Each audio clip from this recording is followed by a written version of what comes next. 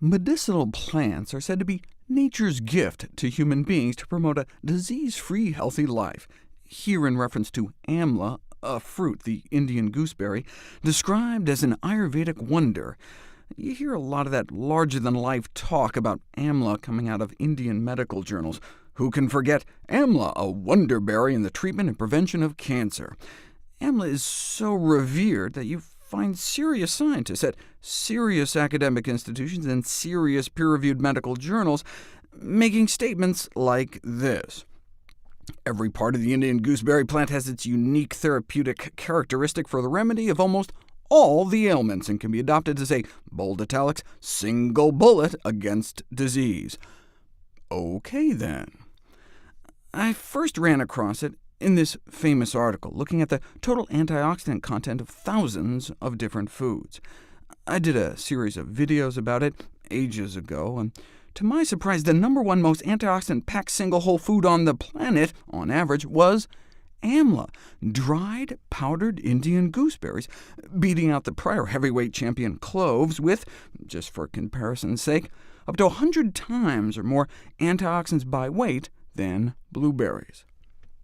So here's this fruit that has enjoyed a hallowed position in Ayurveda, the ancient system of medicine in India, so hallowed it was mythologically pegged as the first tree in the universe. So for thousands of years, before we even knew what an antioxidant was, they were revering this plant that just so happens to turn out to be the most antioxidant-packed fruit on the planet Earth. OK, you got my attention, but I still need to see it put to the test. Well, indigenous tribal healers used amla to treat diabetes, so researchers decided to give it a try. This is the study that originally bowled me over. In fact, the subject of one of my first Nutrition Facts videos of all time, over 5 years ago, the effect of amla fruit on the blood sugars and cholesterol levels of normal subjects and type 2 diabetic patients.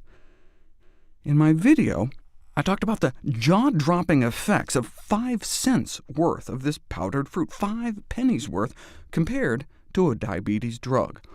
But what about the cholesterol effects? If you take healthy individuals and give them a placebo sugar pill, nothing much happens to their cholesterol. Ideally, we want our total cholesterol under 150. This is a pretty healthy group. The average cholesterol in the U.S. is over 200, which is where the diabetics started out in this study. And when you give them placebo pills, nothing much happens either. But give people just about a half teaspoon of amla powder a day, not some extract or something, just dried Indian gooseberries, a powdered fruit, and this is what happens. That's like a 35–40% drop in 3 weeks. Absolutely astounding. That's the kind of thing we see 6 months after putting people on statin drugs. What we care about most is LDL, the so-called bad cholesterol, shooting for under at least 70, ideally. No impact of the placebos, but again, just about a half teaspoon of amla, which would cost you about 5 cents a day, so like a $1.50 a month, and boom. These results knocked my socks off. I mean, they're just unbelievable. That's why I was so excited after all these years to dig back into the amla literature to see if these findings had been confirmed or replicated elsewhere. So I typed amla into PubMed and waded through all the papers on using amla to decrease methane in cow farts, and speed the growth of chickens. Or hey, what about amla ice cream?